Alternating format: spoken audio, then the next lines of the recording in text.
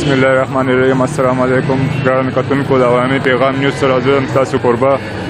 نن موږ یو اهم موضوع باندې راوتي یو چې هغه د اسلام آباد کوم چې د اسلام په نوم باندې آباد ښار دی، هغې کې نن سبا زموږ حکمرانانو دا اډر ورکړی چې مندر پکې جوړیږي او د هغو کوم اخراجات چې دی هغه د قومي خزانې نه ورکوي. د دې په باره کې موږ نن راوتي یو، د عوامو نه دا رایې اخلو چې هغو څه وایي د دې په باره کې.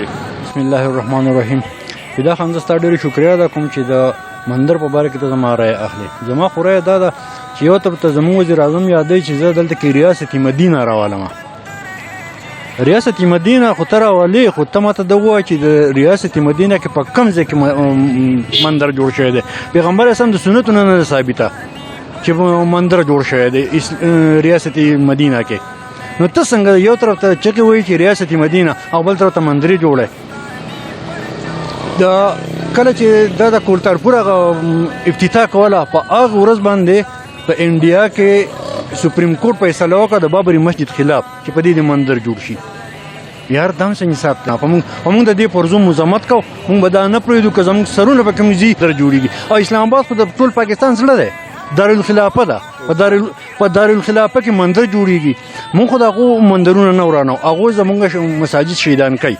نو که موږ د هغو مندرونو شمار کوو ورانوي، نو په موږ په مسلمان او په کافر کې بیا فرق څه پاتې شو؟ موږ هغه نه کوو. اسلام موږ له دې خبرې اجازت نه راکوي چې موږ د چا د عبادت ځای وران کړو. خو د نوي اجازت هم نشو ورکولی، او خاص کر د قومي خزانو نه خو مطلق نشو ورکولی چې د قومي خزانې نه که یو سړی جوړ دی کې په خپل خرچ وله جوړ کړي. په دارالخلافې په حدودو کې به مندر نه جوړېږي. ورور مې د دې زه بالکل مزاحمت کوم، ازادي مخالفت کوم. بسم الله الرحمن الرحیم. زما نوم سید ابراهیم دی، زه د سیدو شریف اوسېدونکی یم، افسرآباد سره تعلق ساتم. سمندر په باره کې خو دا وویل چې دوی کله د مندر د تعمیرولو فیصله وکړه، نو زه هغه وکیل ته سلام کوم چا چې د دې خلاف دغه وکړو، د رټ داخل کړو. او بیا زه سی ډي اے والو ته سلام پیش کوم چې هغوی د دې خلاف دغه هغې رکا وکړه، دغه فیصله وکړه او هغه رکا کړه، او دا وایي چې اسلامي نظریاتي کونسل چې دی هغه به د دې فیصله کوي. بسم الله الرحمن الرحیم. زما نوم سمیع الله دی، کالج کولنۍ اوسېدونکی یم.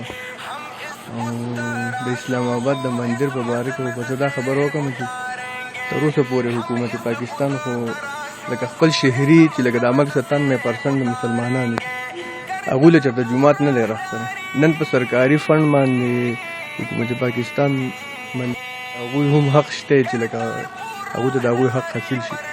خو لکه دا نه ده پکار چې لکه زموږ د پاکستاني او زموږ د دې قوم د دې غریب قوم پیسې دي سرکار رالي او مندر دي پکې. الحمدلله نوم مې فضل رحیم دی، د دې خونه چې اوسېدونکی یم او د پي ټي آی ښه پوخ ورکر یم، خو د مندر خلاف یم ځکه الحمدلله موږ مسلمانان یو، پکار نه ده چې مندر جوړ شي. اعوذ بالله من الشیطان الرجیم. بسم الله الرحمن الرحیم.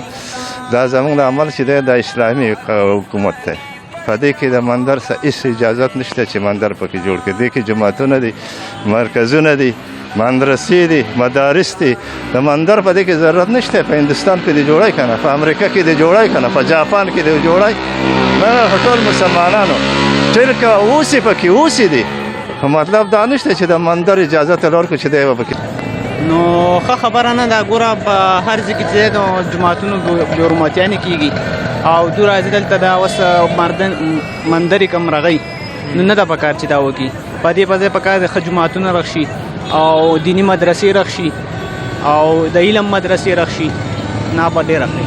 هندوستان کې زموږ جوماتونه شهیدان کېږي او تو دلته کې مندرې جوړې. دا د هندوانو دا زموږ نه دی پکار. دا خو چې دا اسلام آباد دی، نو دا خو دوی چې دا جوړې دا ډېر غیر قانوني دی او دا بده غونه کې خبره ده. او بل زموږ دا ملک چې دا اسلامي ملک دی، دولت داسې نه ده پکار، ځکه اسلام آباد خو په نوم د اسلام آباد اسلام باندې آزاد دی که نه، دا خو پاکستان ملک دی. او دو دا چې کوي نو دا ډېر غلطه کوي، دا غلط خبره ده چې دو دا بندر جوړوي او جوماتونه زموږ هلته شهید کېږي، د هغې تپوس نشته او دو ورته دلته کې دا دغه جوړوي. دا بالکل بد کار دی.